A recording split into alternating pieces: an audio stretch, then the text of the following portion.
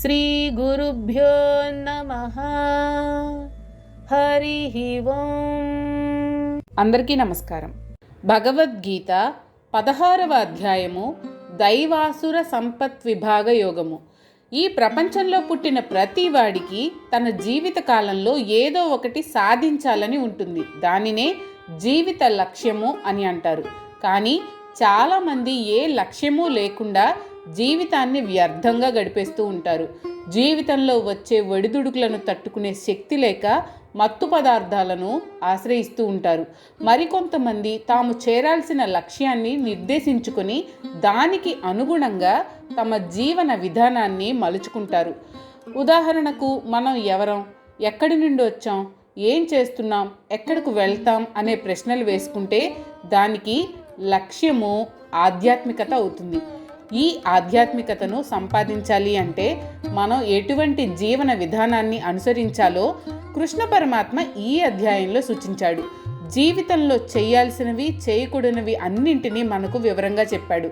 వాటికి సంపదలు అని పేరు పెట్టాడు. మనకు ఎన్నో రకాలైన సంపదలు ఉన్నాయి. సంపద అంటే సంపన్నంగా ఉండడం, అంటే దేనికి కొదవ లేకుండా ఉండడం, అన్నీ చక్కగా అమరి ఉండడం, అన్నీ మనకున్నాయి, దేనికి మరొకరి మీద ఆధారపడాల్సిన అవసరం లేదు అని అనుకోవడం. ఈ లోకంలో ధనము, ఆస్తులు, భార్యాపిల్లలు, బంధువులు, పదవులు ఇవన్నీ సంపదలే. కానీ ఇవి లౌకికమైనవి, ఈ ప్రపంచంలో మాత్రమే ఉపయోగపడేవి. వీటి వలన సుఖము, దుఃఖము రెండు కలుగుతాయి. దైవీ సంపద వలన కేవలం సుఖం మాత్రమే కలుగుతుంది. దైవీ సంపద అంటే ముఖ్యంగా జ్ఞాన సంపద. సద్గుణాలను కలిగి ఉండడం, ఉన్నదానితో తృప్తి పడడం, లేని దాని కొరకు ప్రాకులాడకపోవడం, అనవసరమైన విషయాల గురించి ఆలోచించకపోవడం, మంచి శీలము కలిగి ఉండడం. అలాగే ఆసురీ సంపద అంటే దుర్గుణాలు, రాక్షసత్వము, క్రూరత్వము, హింసా ప్రవృత్తి, మత్తు పదార్థాలను సేవించడం, ప్రతి దానిని ద్వేషించడం, అమితమైన కోరికలను కలిగి ఉండడం, అవి తీరకపోతే కోప స్వభావాన్ని కలిగి ఉండడం, ఆ కోపంలో అందరినీ మానసికంగా, శారీరకంగా హింసించడం. అలా చేయడం ద్వారా వికృతమైన మానసిక ఆనందాన్ని పొందడం లాంటివి. వీటి గురించి వివరంగా తెలుసుకుంటే వేటిని అవలంబించాలో, వేటిని విడిచిపెట్టాలో చక్కగా తెలుస్తుంది. అందుకే దీనిని దైవాసుర సంపత్ విభాగ యోగము అని అన్నారు. ఈ అధ్యాయంలో మొదటి 3 శ్లోకాలలో దైవీ సంపదలు అంటే ఏవి అనే విషయం విపులంగా చెప్పాడు పరమాత్మ. మొదటిది భయం లేకపోవడం, నిర్భయంగా ఉండడం. రెండవది సాత్విక గుణములు కలిగి ఉండడం, మనస్సు నిర్మలంగా ఉండడం. 3 ఎల్లప్పుడూ జ్ఞాన సముపార్జన కొరకు ప్రయత్నించడం. 4 ఇంద్రియాలను నిగ్రహించడం. 5 మనస్సును నిగ్రహించడం, మనసును దాని ఇష్టం వచ్చినట్లు అటు ఇటు పోనీయకుండా కట్టడి చేయడం. 6వది మంచి పనులు చేయడం, ఇతరులకు పనికొచ్చే పనులు, హాని చేయని పనులు, దైవ కార్యాలు చేయడం.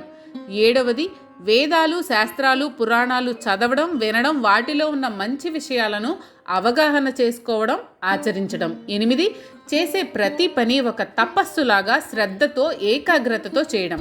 9 ఏ విషయం ఆలోచించినా, సంకల్పించినా, మాట్లాడినా, ఏ పని చేసినా కపటం లేకుండా ఉండడం. లోపలొకటి బయట ఒకటి మాట్లాడకపోవడం, ఒకరిని మోసం చేయాలనే బుద్ధి లేకపోవడం. 10 సాధ్యమైనంత వరకు సాటి మానవులను మానసికంగా, శారీరకంగా హింసించకపోవడం, ఇతర ప్రాణులకు హాని కలిగించకపోవడం, కేవలం మన వినోదానికి ఇతర ప్రాణులను హింసించకుండా ఉండడం. 11 ఎల్లప్పుడూ నిజమే చెప్పడం, అబద్ధం చెప్పకపోవడం. 12 కోపాన్ని విడిచిపెట్టడం. కోపం అందరికీ సర్వసాధారణమే, కానీ దానిని విడిచిపెట్టాలి. కోపం రాకుండా చూసుకోవాలి. 13 ఉన్నంతలో ఇతరులకు పెట్టాలి. తన స్వార్థం కంటే ఇతరుల మేలు గురించి ఆలోచించాలి. త్యాగబుద్ధిని కలిగి ఉండాలి. 14 ఎప్పుడు శాంతంగా ఉండాలి. ఎటువంటి అలజడి లేకుండా ఉండాలి. చిరునవ్వు నవ్వుతూ ఉండాలి. ఇతరులను ఆదరంగా పలకరించాలి. 15 ఇతరుల మీద చాడీలు చెప్పకుండా ఉండాలి.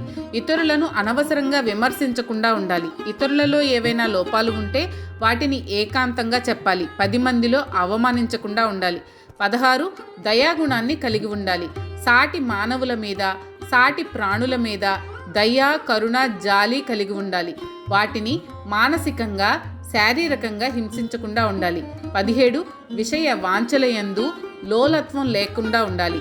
స్త్రీ వాంఛలు కానీ, ధనం మీద అధికమైన వాంఛ కానీ, పదవి వ్యామోహం కానీ లేకుండా ఉండాలి. ప్రాపంచిక విషయాలయందు విషయ వాంఛలయందు ఆసక్తి లేకపోవడం, వాటి కొరకు మనసు నిరంతరం చెలించకపోవడం లాంటివి ఉండాలి. 18 మృదువుగా మాట్లాడాలి, మృదువుగా ప్రవర్తించాలి. మాటల్లో కానీ చేతల్లో కానీ క్రూరత్వం లేకుండా ఉండాలి. 19 దుర్మార్గమైన పనులు, చెడ్డ పనులు, అసాంఘిక కార్యక్రమాలు చేయాల్సి వస్తే సిగ్గుపడి వాటికి దూరంగా ఉండాలి. అపరాధ భావానికి అంటే గిల్టీ మైండ్కు దూరంగా ఉండాలి. 20 చంచల స్వభావం లేకుండా ఉండాలి. మనస్సు స్థిరంగా ఉండాలి. అదా ఇదా ఏది అంటూ ఊగిసలాడకుండా ఉండాలి. నిశ్చయాత్మక బుద్ధి కలిగి ఉండాలి. ఏదైనా చేసే ముందు 1కి 2 సార్లు ఆలోచించి నిర్ణయం తీసుకోవాలి. తీసుకున్న నిర్ణయానికి కట్టుబడి ఉండాలి. 21 అసాధారణ ప్రతిభ, ప్రజ్ఞాపాఠవాలు కలిగి ఉండాలి. ఇతరులలో లేని శక్తులు కలిగి ఉండాలి. 22 కష్టాలలో కానీ సుఖాలలో కానీ ఓర్పు వహించాలి. ఊరికే ఆవేశపడకుండా ఉండాలి. కష్టకాలంలో ఓర్పు వహించడం, తొందరపాటు నిర్ణయాలు తీసుకోకపోవడం, అవసరమైనప్పుడు వేచి చూసే ధోరణి అవలంబించడం మంచిది. 23 ధైర్యంగా ముందుకు నడవాలి. అన్ని విషయాలలో ధైర్యాన్ని ప్రదర్శించాలి. పిరికితనాన్ని పారద్రోలాలి. తాను ధర్మం అనుకున్న విషయాన్ని ధైర్యంగా చెప్పాలి. సుయోధన సభలో ఆ పని వికర్ణుడు చేశాడు, భీష్ముడు చేయలేకపోయాడు. 24 శరీరాన్ని మనసును నిర్మలంగా శుభ్రంగా ఉంచుకోవాలి. ప్రతిరోజు స్నానం చేస్తే శరీరం శుభ్రపడుతుంది. చెడు ఆలోచనలు రానియకపోతే, చెడు తలంపులు లేకపోతే మనస్సు శుభ్రంగా ఉంటుంది. 25 ఎవ్వరికీ ద్రోహం చేయకుండా ఉండాలి. ద్రోహాన్ని తలపెట్టకుండా ఉంటే మంచిది. ఎవ్వరికీ అపకారం చేయకుండా ఉండాలి. ఇతరుల భార్యలను, సంతానాన్ని, ధనాన్ని, ఆస్తులను ఆక్రమించాలని, అపహరించాలనే చెడు ఆలోచనలు, బుద్ధి లేకుండా ఉండాలి. 26 నేనే గొప్పవాడిని, నన్ను అందరూ పూజించాలి, గౌరవించాలి అనే అహంకారము, గర్వం లేకుండా ఉండాలి. ఇతరుల పట్ల వినయంగా, విధేయతగా ఉండాలి. ఈ గుణాలు అన్నీ దైవీ సంపదను పెంపొందిస్తాయి.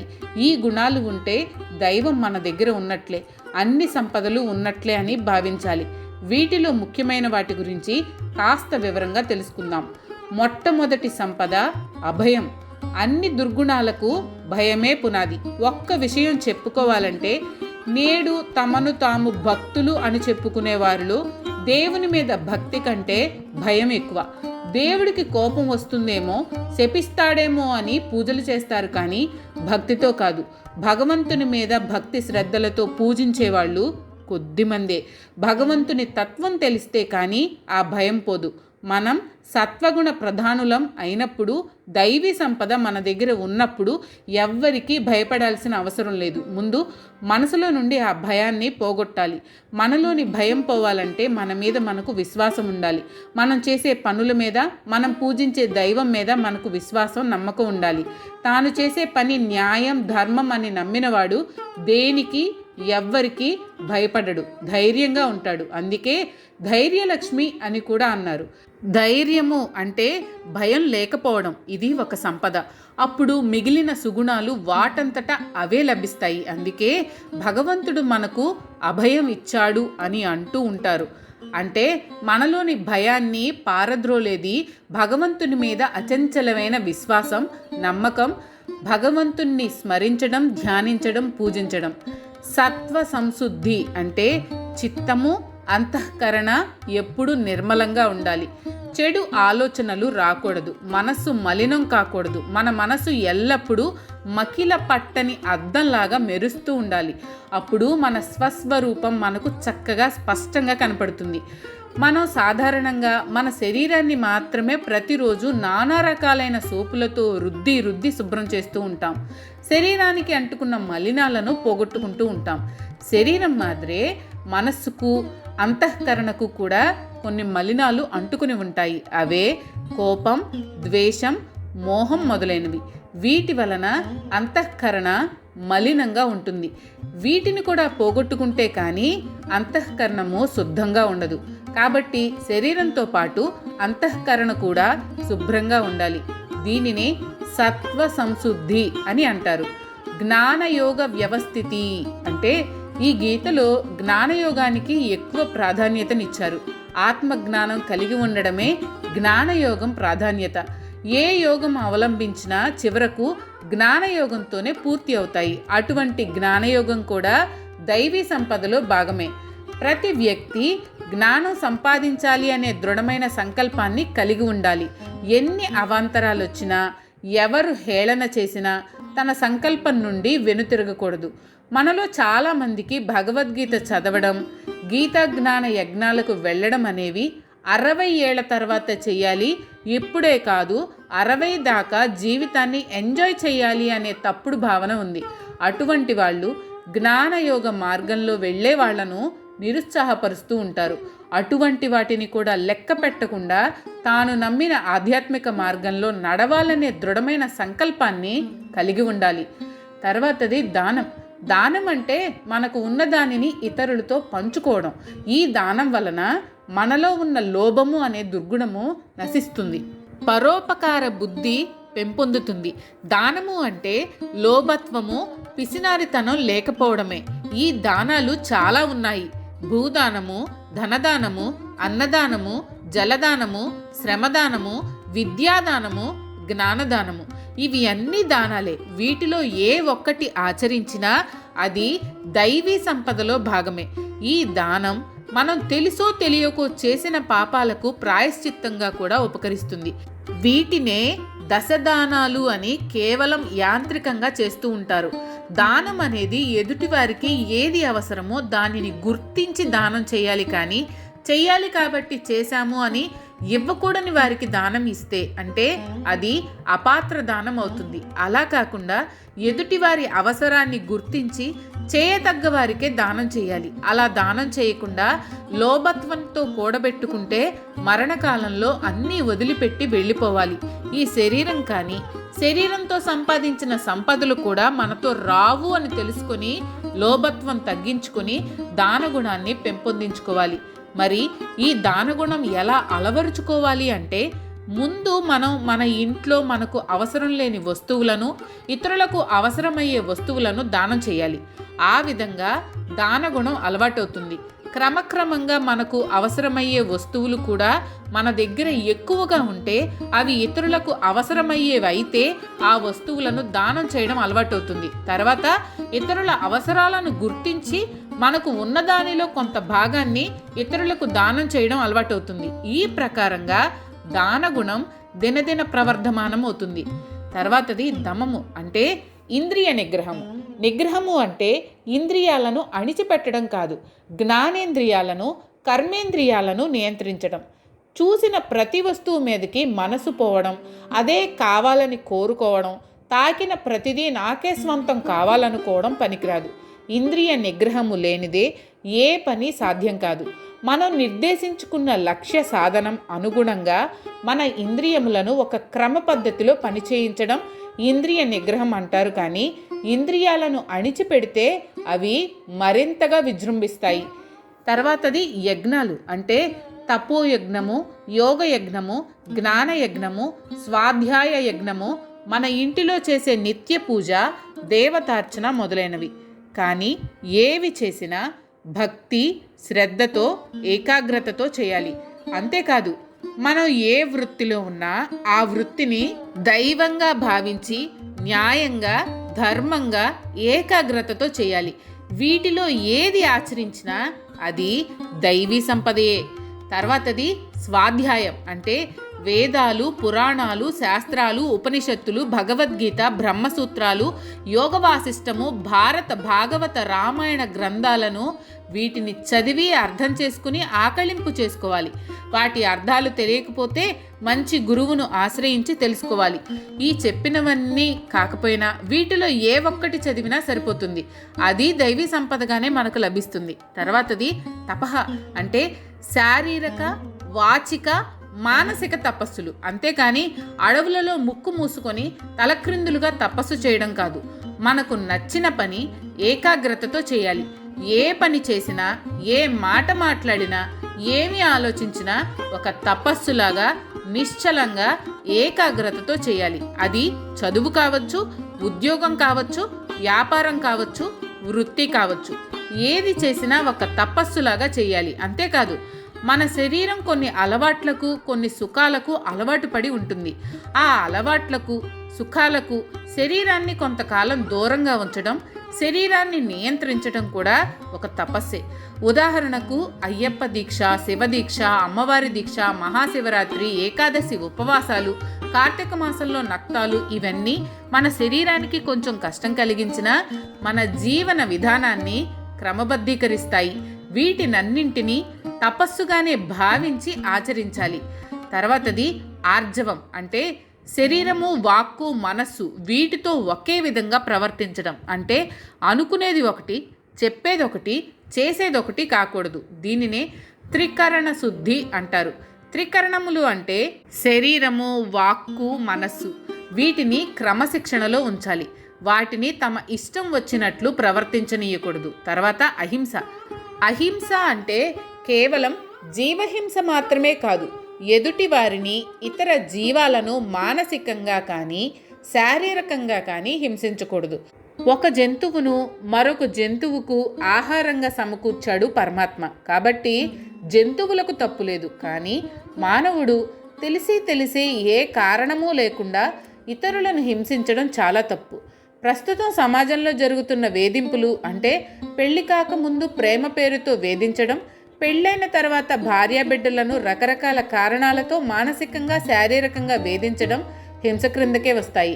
దీని వలన ఏ లాభము ఉండదు, కానీ మనస్సులో ద్వేషము, క్రూరత్వము పెరుగుతాయి. తర్వాతది సత్యం. సత్యం అంటే తెలిసింది చెప్పడం, తెలియని దానిని చెప్పకపోవడం. సాధ్యమైనంత వరకు సత్యం చెప్పడానికి ప్రయత్నించాలి.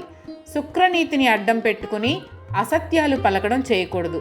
దేవుడి మీద ప్రమాణం చేసి కూడా అబద్ధాలు చెప్పేవారిని మనం చూస్తూనే ఉంటాం. అది దైవీ సంపద కాదు, ఆసురీ సంపద. కాబట్టి ఎల్లప్పుడూ నిజమే చెప్పడం అలవాటు చేసుకోవాలి. కానీ మనం పిల్లలకు బాల్యం నుంచే చిన్ని అబద్ధాలు చెప్పమని అలవాటు చేస్తూ ఉంటాం. పక్కింటాం వస్తుంటే, ఒరే ఆ సోదిమేళం వస్తూ ఉంది కానీ నేను లేనని చెప్పు అని తల్లి కొడుక్కి చెప్పడం మనం వింటూ ఉంటాం. అలాగే తండ్రి కూడా తనకు ఇష్టం లేని వారు వస్తుంటే ఎవరన్నా అడిగితే నేను లేనని చెప్పు అని అంటూ ఉంటాడు. ఈ చిన్ని విషయాలలో పిల్లలకు చిన్నప్పటి నుండి అబద్ధాలు చెప్పడం అలవాటు మనమే చేస్తున్నామా అనిపిస్తుంది. తర్వాతది అక్రోధము, అంటే కోపం లేకుండా ఉండడం. కోపం అనే గుణం చాలా చెడ్డ లక్షణం. కోపం అనేది ఆసురీ సంపద, కోపం లేకపోవడం దైవీ సంపద. అన్ని అనర్థాలకు మూలం కోపం. కోపావేశంలో ఏం చేస్తాడో వాడికే తెలియదు. క్రోధాత్ భవతి సమ్మోహ అని మనం చదువుకున్నాం. కోపం వలన కలిగే అనర్థాలు గీతలో చక్కగా చెప్పారు. ఈ కోపము రజోగుణ ప్రధానం.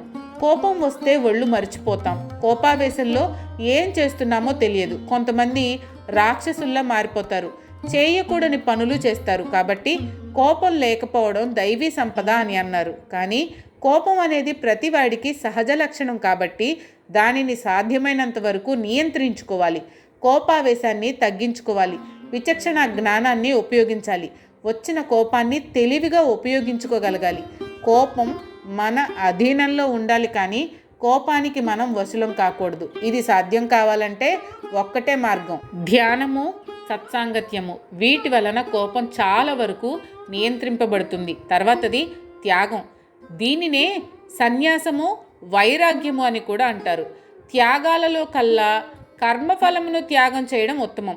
ప్రాపంచిక విషయముల యందు, విషయ వాంఛల యందు ఆసక్తిని త్యాగం చేయడం, దుర్గుణాలను త్యాగం చేయడం, ఇవే అసలైన త్యాగాలు. బాహ్యంగా చూస్తే పరోపకార బుద్ధిని కలిగి ఉండాలి. తర్వాతది శాంతి, అంటే ఎల్లప్పుడూ శాంతంగా, సుఖంగా ఉండాలి.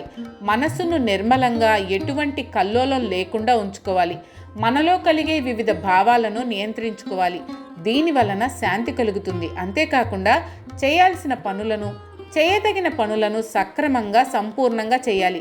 అలా చేయకపోతే మనసులో ఏదో వెలితి, అశాంతి కలుగుతుంది. కాబట్టి మనం చేయాల్సిన పనులను సక్రమంగా, న్యాయబద్ధంగా, ధర్మబద్ధంగా చేయడం కూడా శాంతికి మూలమే. మనం సహజంగా ఆనంద స్వరూపులం, శాంత స్వరూపులం. కానీ మన జీవితాలలోకి దుఃఖాలను, అశాంతిని తెచ్చిపెట్టుకుంటున్నాం. అంటే ఆసురీ సంపదలను ఆహ్వానిస్తున్నాం. అనేకములైన సంకల్పాలతో కోరికలతో మనస్సును అల్లకల్లోలం చేసుకుంటున్నాం. చేయాల్సిన పనులు చేయకపోవడం, చేయకూడని పనులు చేయడం వలన మనలో ఉన్న శాంతిని పోగొట్టుకుంటున్నాం. అలా కాకుండా మనస్సును ఆత్మయందు లగ్నం చేస్తే శాంతి దానంతట అదే కలుగుతుంది. తర్వాతది ఇతరులను విమర్శించడం, ఇతరులలో ఉన్న లోపాలను ఎత్తి చూపడం, ఎదుటివారి మనస్సును నిరంతరం బాధ పెట్టడం. ఒక వేలు ఇతరుల వైపు చూపితే తక్కిన వేళ్ళు మన వైపు చూస్తున్నాయి అని తెలుసుకోవాలి. అనవసరంగా తెలిసి తెలియకుండా ఇతరులను దూషించడం, విమర్శించడం, నిందించడం ఆసురీ లక్షణం. ఎదుటివారిలోని మంచి గుణాలను చూడాలి, దుర్గుణాలను వారికే విడిచిపెట్టాలి. అంతేకాని విమర్శించకూడదు. ఆత్మస్తుతి, పరనింద రెండింటిని వదిలిపెట్టాలి. తర్వాతది దయాభూతేషు అంటే సాటి మానవుల ఎడల, సాటి ప్రాణుల ఎడల దయ, జాలి, కరుణ కలిగి ఉండాలి. నితాంత అపార భూత దయయును తాపసమందార నాకు దయసేయగదే అని పోతన గారు భాగవతంలో రాశారు. కాబట్టి సకల భూతముల యందు దయా, కరుణ కలిగి ఉండాలి. ఆ దయాగుణాన్ని ప్రసాదించమని పరమాత్మను ప్రార్థించాలి. అందరిలో పరమాత్మను చూడగలిగిన నాడు ఎవరు ఎవరికి అపకారం చేయరు. అప్పుడే సర్వ మానవ సౌభ్రాతత్వము వర్ధిల్లుతుంది. తర్వాతది అలోలత్వం అంటే ఇంద్రియలోలత్వం, విషయలోలత్వం, స్త్రీలోలత్వం. ఇవన్నీ దీని కిందకే వస్తాయి. ఒక్క మాటలో చెప్పాలంటే చూసిందల్లా నాది, నాకు కావాలి అని అనుకోవడం, దానికోసం వెంపర్లాడడం. దీనికి మూలం మనస్సు. ముందు మనస్సును అదుపులో పెట్టుకుంటే ఈ లోలత్వం, చాంచల్యం ఉండదు. లోలత్వం వలన విచక్షణ జ్ఞానం నశిస్తుంది. మానసిక ఆందోళన ఎక్కువవుతుంది. ఏ పని సక్రమంగా చేయలేడు. జీవితంలో నిరాశ, నిస్పృహలకు లోనవుతాడు. తర్వాతది మార్ధవం అంటే మృదువుగా మాట్లాడడం. నెమ్మదిగా, మృదువుగా మాట్లాడాలి. కటువుగా కొట్టినట్లు మాట్లాడకుండా ఉండాలి. వినయంగా, విధేయతలతో ఉండాలి. టంగ్ ఈజ్ అవర్ ఎనిమీ అన్న సూక్తి మనం వింటూనే ఉంటాం. నోరు మంచిదైతే ఊరు మంచిదవుతుంది అని ఏమీ చదువుకోని వారు కూడా అంటూ ఉంటారు. ఈ విషయాన్నే ఇక్కడ చెప్పారు. వారే గొప్ప వేదాంతులు. తర్వాతది సిగ్గుపడడం అంటే గిల్టీ మైండ్. తప్పు పని చేసినప్పుడు పడే సిగ్గు, మనం బాగుపడలేదనే సిగ్గు, ఆధ్యాత్మికంగా మనకన్నా గొప్పవారిని, ఉన్నత స్థితిలో ఉన్నవారిని చూసి మనం ఎందుకు ఇంత అధోగతిలో ఉన్నామా అని పడే సిగ్గు. ఇటువంటి సిగ్గు మంచిది, కానీ అకారణంగా ప్రతిదానికి సిగ్గుపడడం అవాంఛనీయం. తర్వాతది అచాపలం అంటే చంచలత్వం లేకుండా ఉండడం. ఇది మనసుకు సంబంధించినది. ఇది రజోగుణ ప్రధానం. చెప్పిన మాట మీద నిలబడలేకపోవడం, ఆడిన మాట తప్పడం కూడా దీని క్రిందకే వస్తుంది. ప్రాపంచిక విషయములలో కానీ, దైవ సంబంధమైన విషయములలో కానీ చంచలత్వం లేకపోవడం, మనస్సును దైవం నుండి మరల్చకపోవడం అలవాటు చేసుకోవాలి. ఇది కూడా దైవీ సంపద క్రిందకే వస్తుంది.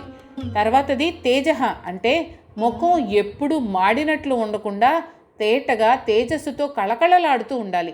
ఈ తేజస్సు మనం ముఖంలోనే కాదు, దేహం అంతటా మనం చేసే అన్ని పనులలోనూ కనిపించాలి. మనం ఏ పని చేసినా అది మనకు తేజస్సును, శక్తిని, ధైర్యాన్ని, దృఢత్వాన్ని కలిగించేదిగా ఉండాలి. దైవీ సంపద కలిగిన వాళ్ళ ముఖాలలో ఎప్పుడూ చిరునవ్వు, ఒక విధమైన తేజస్సు కనిపిస్తుంది. ఎప్పుడూ ఉసురోం అంటూ ఉండకూడదు. అందుకే ఊసురోం అని మనుషులుంటే దేశమే గతి బాగుపడునోయ్ అని అన్నారు మహాకవి. తర్వాతది క్షమ అంటే ఓర్పు. తొందరపాటు నిర్ణయాలు తీసుకోకుండా ఓర్పు, సహనాన్ని కలిగి ఉండాలి. భవిష్యత్తులో ఏం జరుగుతుందో ఏమో అంటూ తెగ ఆరాట పడిపోకూడదు.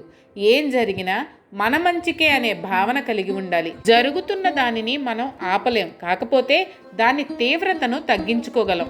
మంచి వచ్చినా చెడు వచ్చినా సమభావనతో స్వీకరించాలి. అలాగే జరగబోయే దాని గురించి ఆందోళన చెందకపోవడం కూడా ఈ లక్షణం క్రిందకే వస్తుంది. కొంతమంది తమ భవిష్యత్తు ఎలా ఉంటుందో అనే విషయంలో తీవ్రంగా ఆందోళన చెందుతూ ఉంటారు. జాతకాలు, హస్త సాముద్రికాలు చూపించుకుంటూ ఉంటారు. వాళ్ళు ఏదో చెప్తారు, దాని గురించి తీవ్రంగా ఆందోళన చెందుతూ ఉంటారు. ఇది మంచిది కాదు. మరుక్షణం ఏం జరుగుతుందో ఎవరూ చెప్పలేరు అనే విషయాన్ని అందరూ గ్రహించాలి. ఏది వచ్చినా పరమాత్మ ప్రసాదంగా స్వీకరించాలి. దీనినే క్షమ అని అంటారు. ఈ క్షమాగుణము మనకు ధ్యానం చేయడం వలన అలవడుతుంది.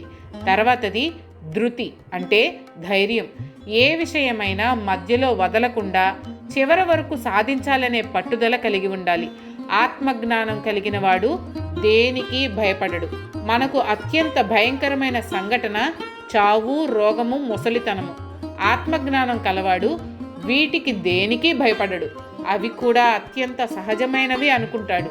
విధి నా మొహానాల రాశాడు. నేనేం చేయలేను, నాకేమీ చేత కాదు అనే నిరుత్సాహంతో ఉండకూడదు.